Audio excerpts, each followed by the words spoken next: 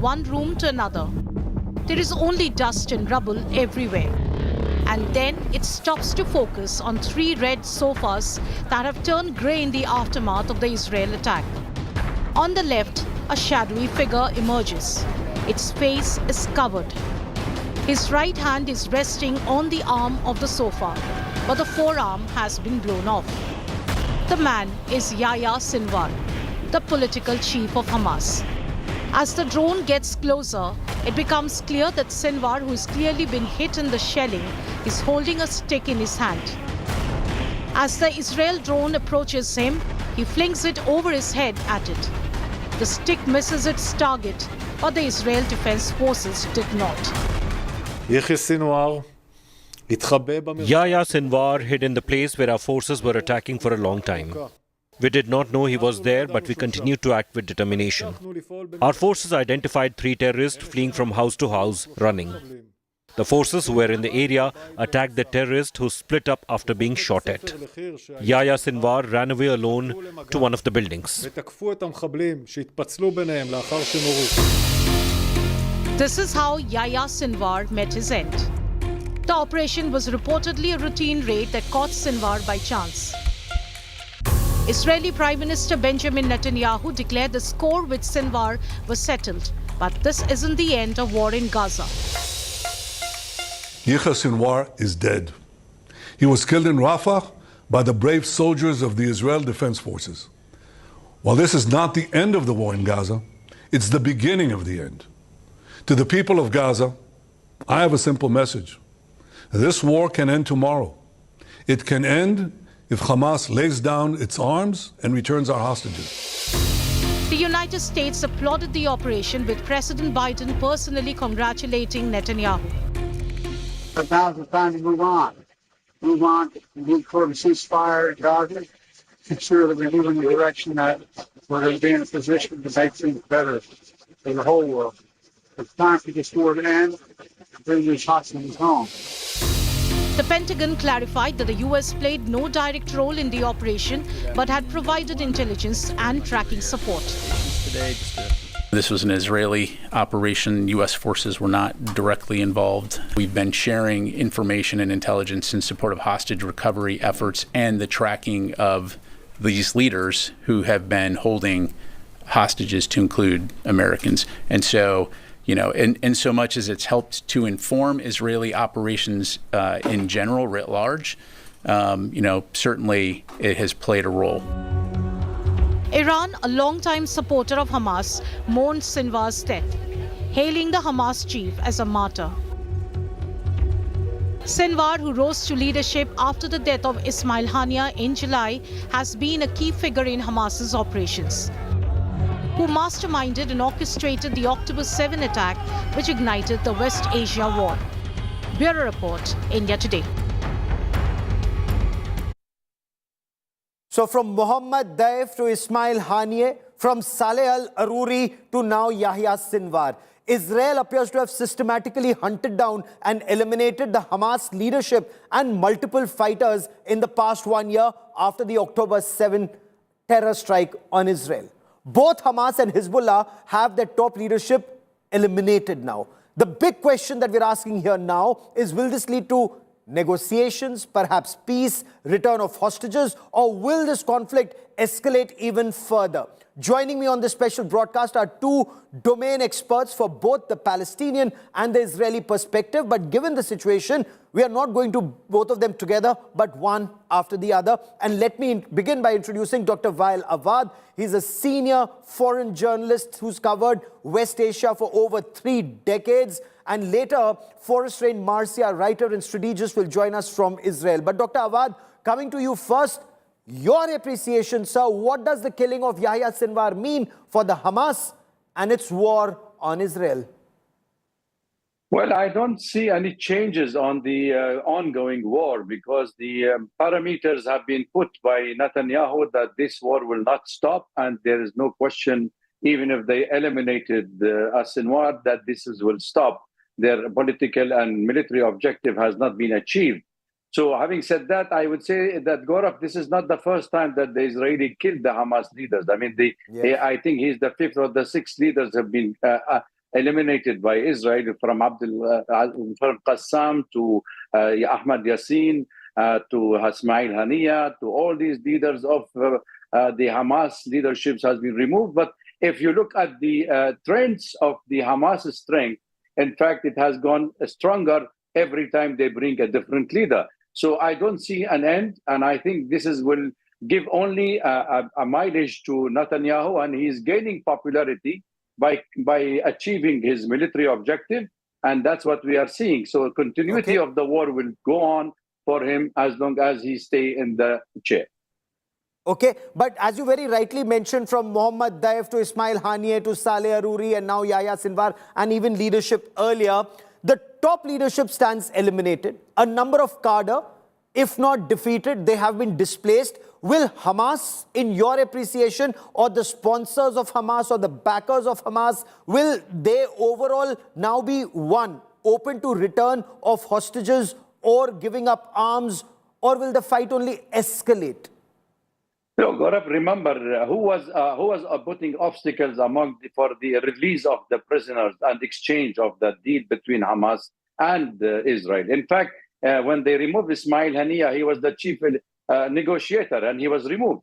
So now Sinwar, he was there, and they have removed. And if you look at even the American, even the European Union and the Arab countries, Qatar and Egypt, said that it was always Prime Minister Netanyahu who were putting hurdles, and he didn't want to come to the dictation of the Hamas, and he wanted them to lay their arm and give the hostage without any kind of conditions. But Hamas said, you stop all the cessations, withdraw your troops from there, and we will exchange prisoners. So I think it is quietly understood internationally that there is no respect or no question that they will stop, or they wanted to really, seriously, Israel is negotiating the release of the hostages. That's why you can see the demonstration till date is against Netanyahu, and they're asking for the release. My point I'm trying to raise here is there are declared objective of the Israelis, and the declared objective of Israel is what we have said about it. But undeclared objective is to have total control, reoccupy Gaza Strip and also West Bank, and have the full Israel under one flag, that is the Jewish state. So where they will go with 2.5 million Palestinians in Gaza, I think the ethnic cleansing will continue, the genocide will continue under the pretext of killing a leader or no, because you are not killing the ideology. And as long as occupation and expansion exists, there will be a resistance, and I don't think the Palestinians will give up at any stage. And I can remember and remind you of what Omar al-Mukhtar, people nowadays are picking up, the leader of Libya, said when the Italian colonist captured him to hang him. He said, you can kill me, but for generations to come, you will fight those who are resisting occupation. Yes. So Israel, of course, Dr. Awad, insists it will never let Hamas rule Gaza again. Its operations will continue till hostages are recovered. So two aspects here. Is Hamas in a position to once again administer Gaza Strip, or is that history now in your view? And will Hamas return hostages, or Hamas only wants a swap? Israel releases the prisoners who attacked Israel on the 7th of October and those held from earlier, and only then will there be a hostage swap and not unilateral return? I don't see any hostage swap at any stage, an early stage on this, Gaurav. What's going to happen is, as I said, there is an objective to be achieved, and I don't see an early end to this war. It's not the fight between Israel and Hamas. It's the fight between Israel and Palestinians, and now they expanded the war against Lebanon. They're attacking Syria every day. They think that by weakening the axis of resistance extending from Iran to Iraq to Syria to Lebanon to Houthis in Yemen, Israel will be taking the upper hand and change the Middle East into the new Middle East order. But what we are not witnessing is a new Middle East disorder.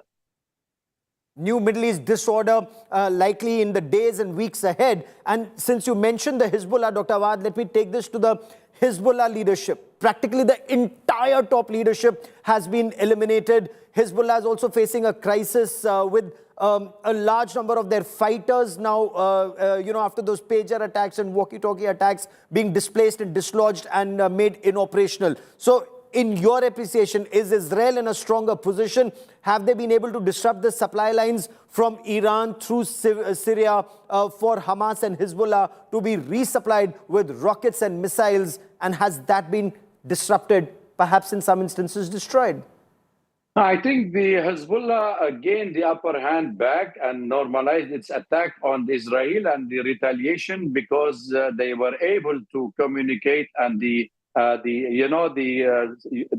of the pagers is minimal among the commandos and among the troops of the 100,000 of Hezbollah fighters.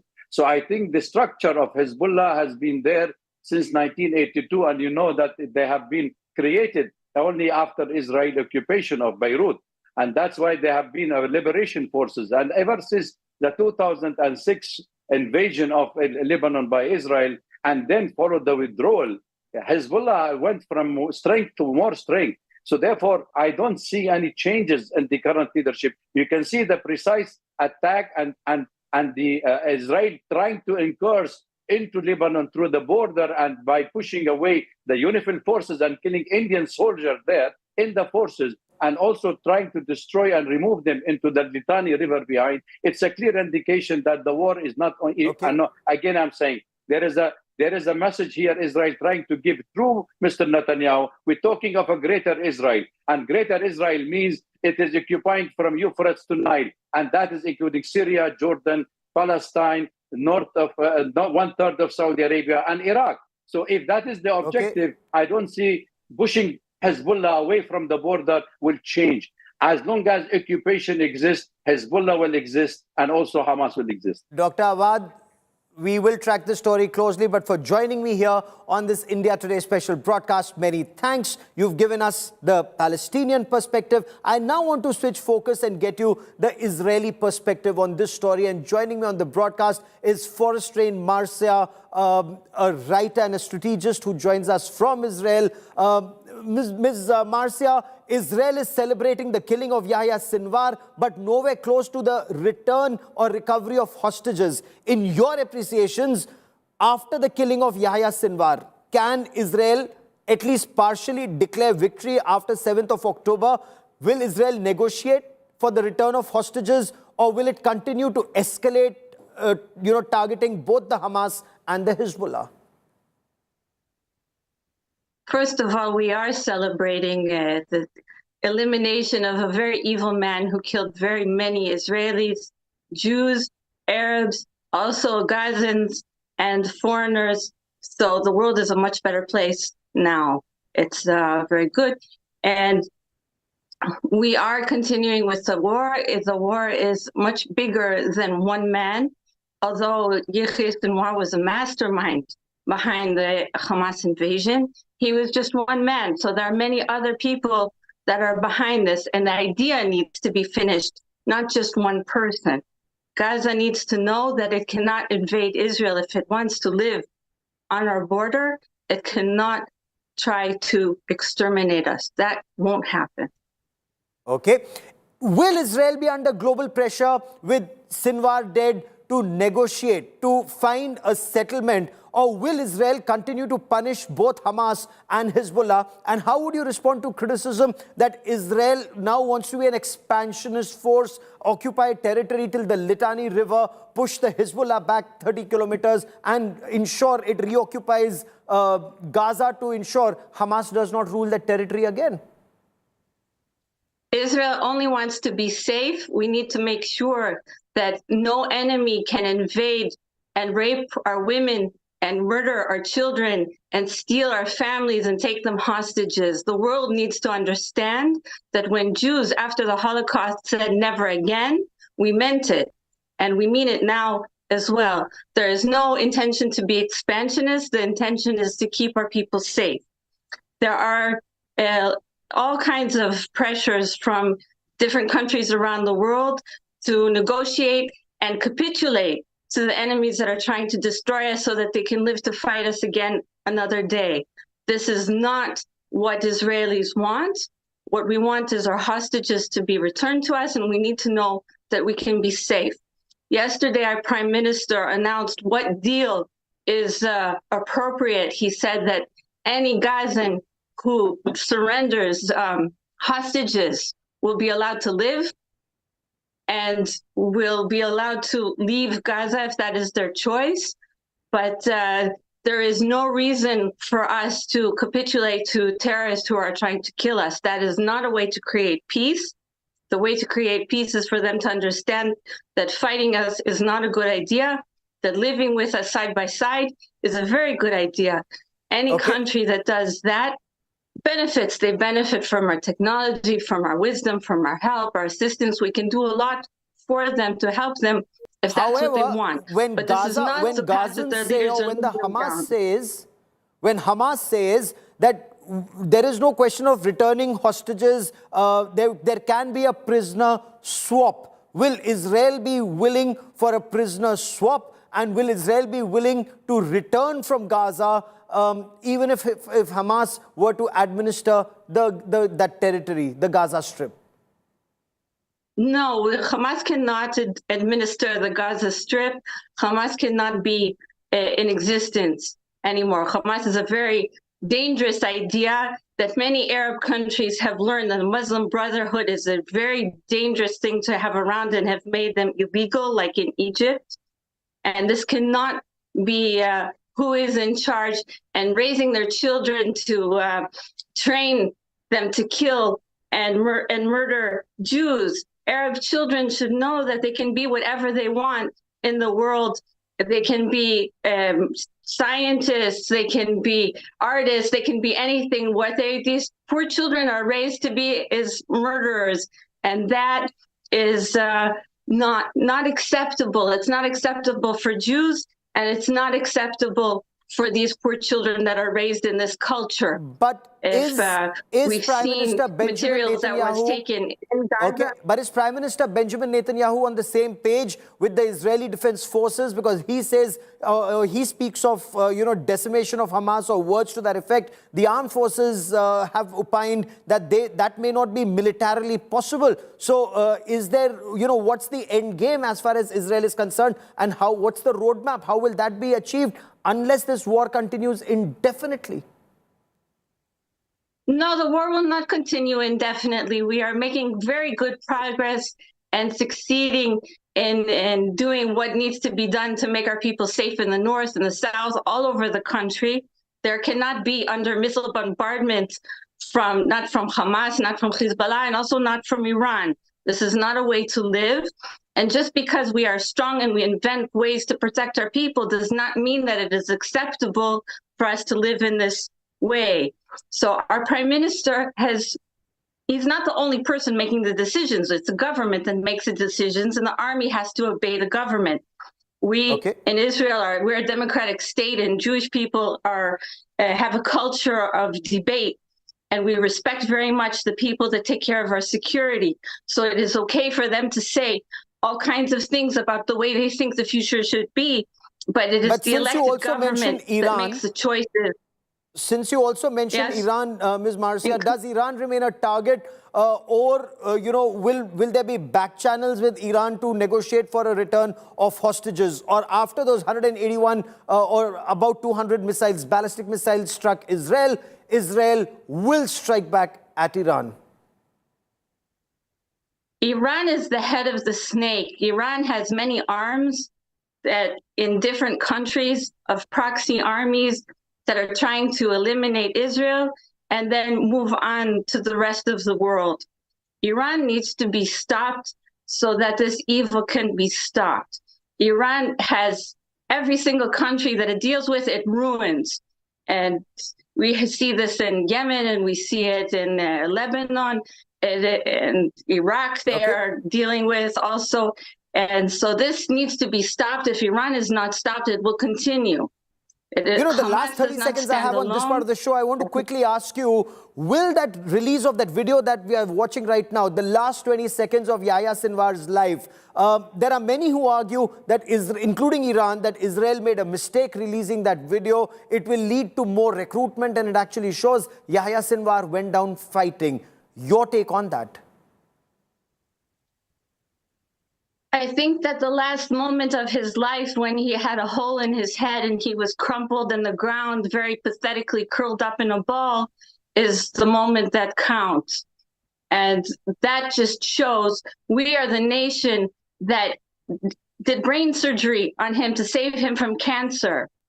And this is how he repaid us. So now he had a hole in his head, and that is the end of his great ideal of leading the armies of Islam against Israel. This is how people who attack Israel end up. So that video is a video. I thought it was ironic that it looks like his forearm is blown off, which is very similar to an injury that was caused to American Jewish hostage Hersh Goldberg Polin, who had his arm blown off by Gazan murderers. So there is some poetic justice here. This all happened in a very auspicious but very time. clearly, this war, it seems, is only set to intensify. Forrest Rain Marcia, for joining me from Israel, many thanks. No meeting of the minds between the Palestinian perspective and the Israeli perspective, and that's been the story for decades and decades. This war is only set to intensify, and we will continue to report this big story. That is all I have for you on this special broadcast. Many thanks for watching. News and updates continue on India Today. Stay with us.